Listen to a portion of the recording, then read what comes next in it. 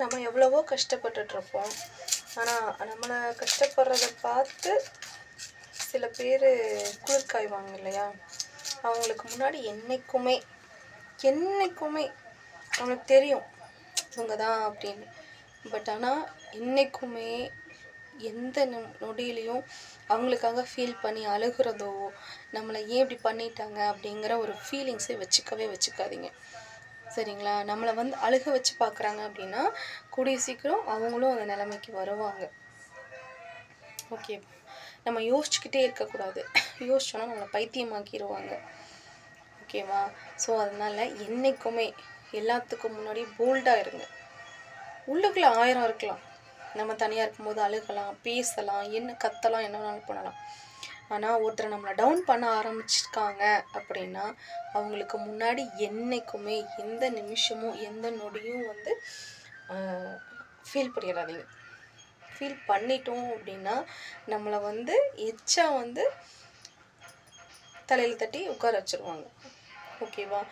உங்களுக்காக ட்ரஸ்டடாக இருக்காங்க, உங்களுக்கு நம்மளை வந்து ட்ரஸ்டடாக நினைக்கிறாங்க, நம்மளுக்குன்னு இருக்கிறாங்க அப்படின்னா அவங்களுக்கு உண்மையாக இருங்க.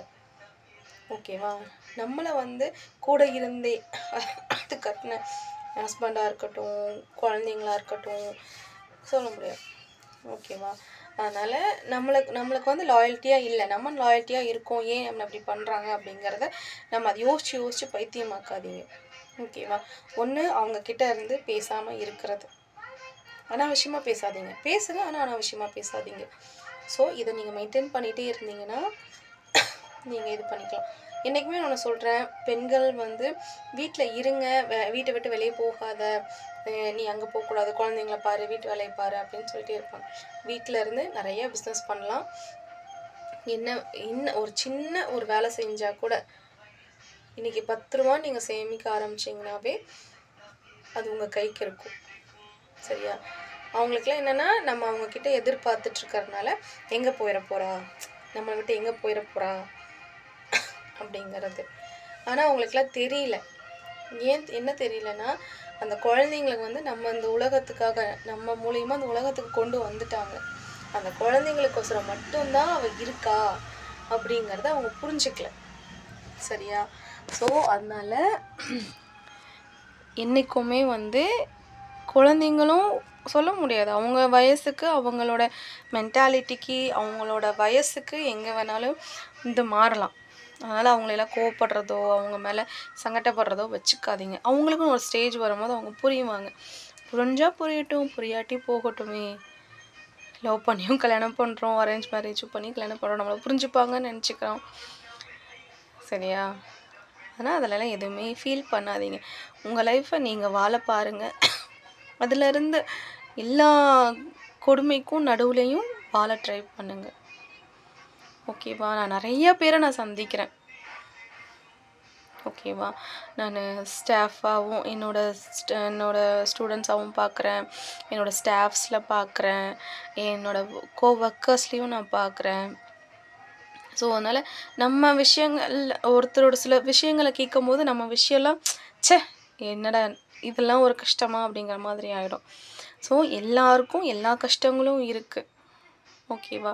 அதனால் எதுக்கும் எந்த செகண்ட்லேயும் நம்ம வந்து அடுத்தவங்களுக்கு முன்னாடி கண்ணீர் விட்டு காட்டிடாதீங்க. தைரியமாக ஃபேஸ் பண்ணுங்கள். போல்டாக இருங்க. அவங்க தான் நம்மளை வந்து ஃபீலிங்ஸ் இருக்கும், இல்லைன்னு இல்லை.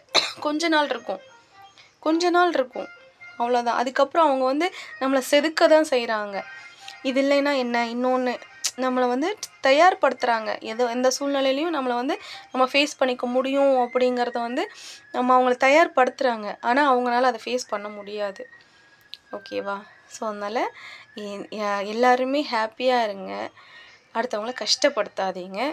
கஷ்டப்படுறவங்களுக்கு கொஞ்சம் ஆறுதலாக பேசுங்க. ஒரே ஒரு செகண்ட் நம்ம யோசிச்சிட்டோம் அப்படின்னா எந்த பிரச்சனையுமே இல்லை. யாராக இருந்தாலும் எங்கேயோ பிறக்கிறோம், எங்கேயோ வளர்கிறோம், அதில் ஃப்ரெண்ட்ஸ் ஆகுறோம், கூட ஒர்க் பண்ணுறவங்களா இருக்கோம், கல்யாணம் பண்ணிக்கிறோம், லவ் பண்ணுறோம், எல்லாமே நடக்குது. யாரோ எங்கெங்கேயோ பிறக்குறாங்க, அவங்கவுங்க சூழ்நிலைக்கு தகுந்த மாதிரி வளர்கிறாங்க, இந்த சூழ்நிலையிலையும் இருந்து வராங்க. நம்மளை வந்து ஆனால் நம்ம செல்ஃபிஷாக நம்ம காரியம் ஆகணுங்கிறதுக்காக அடுத்தவங்கள வந்து என்றைக்குமே வந்து பண்ணிடாதீங்க. அப்படி பண்ணிட்டோம் அப்படின்னா மனுஷனாக இருக்கிறதுக்கு தகுதி இல்லை.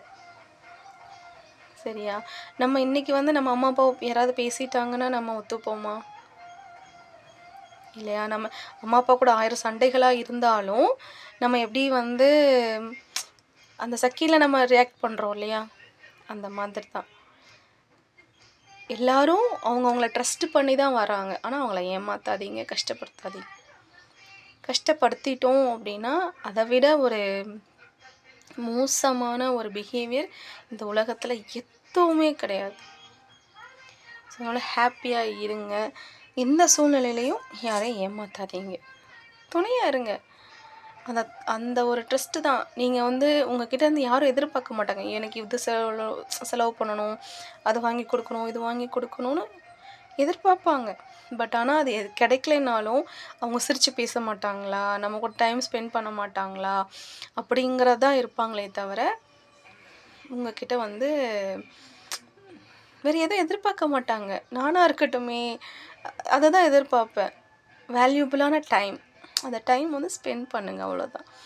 இந்த செகண்டை நம்ம யூஸ் பண்ணலை அப்படின்னா திரும்பி பார்க்கும்போது ஒன்றுமே இருக்காது.